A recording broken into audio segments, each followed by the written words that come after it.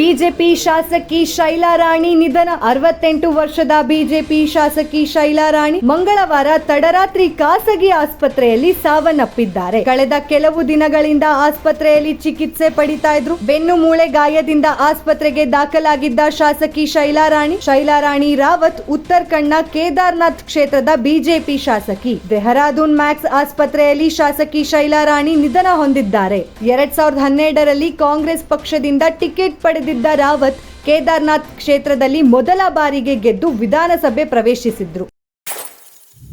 2016ರಲ್ಲಿ ಮಾಜಿ ಮುಖ್ಯಮಂತ್ರಿ ಹರೀಶ್ ರಾವತ್ ವಿರುದ್ಧ ಬಂಡಾಯವೆದ್ದು ಬಿಜೆಪಿ ಸೇರಿದ್ರು. ಇವರೊಂದಿಗೆ ಇನ್ನೂ ಅನೇಕ ಕಾಂಗ್ರೆಸ್ ಘಟಾನುಘಟಿ ನಾಯಕರು ಬಿಜೆಪಿ ಸೇರ್ಪಡೆಯಾಗಿದ್ರು. 2017ರ ಉಪಚುನಾವಣೆಯಲ್ಲಿ ಬಿಜೆಪಿಯಿಂದ ಸ್ಪರ್ಧಿಸಿ ಸೋತಿದ್ದ ರಾವತ್ 2022ರಲ್ಲಿ ಮತ್ತೆ ಬಿಜೆಪಿಯಿಂದಲೇ ಕೇದಾರ್ನಾಥದಲ್ಲಿ ಸ್ಪರ್ಧೆ ಮಾಡಿ ಗೆಲುವು ಸಾಧಿಸಿದ್ರು. ಬೆನ್ನು ಮೂಳೆ ಗಾಯದಿಂದ ಖಾಸಗಿ ಆಸ್ಪತ್ರೆಗೆ ದಾಖಲಾಗಿದ್ದ ಶಾಸಕಿ ಶೈಲಾ ರಾಣಿ ಮಂಗಳವಾರ ತಡರಾತ್ರಿ ಸಾವನ್ನಪ್ಪಿದ್ದಾರೆ.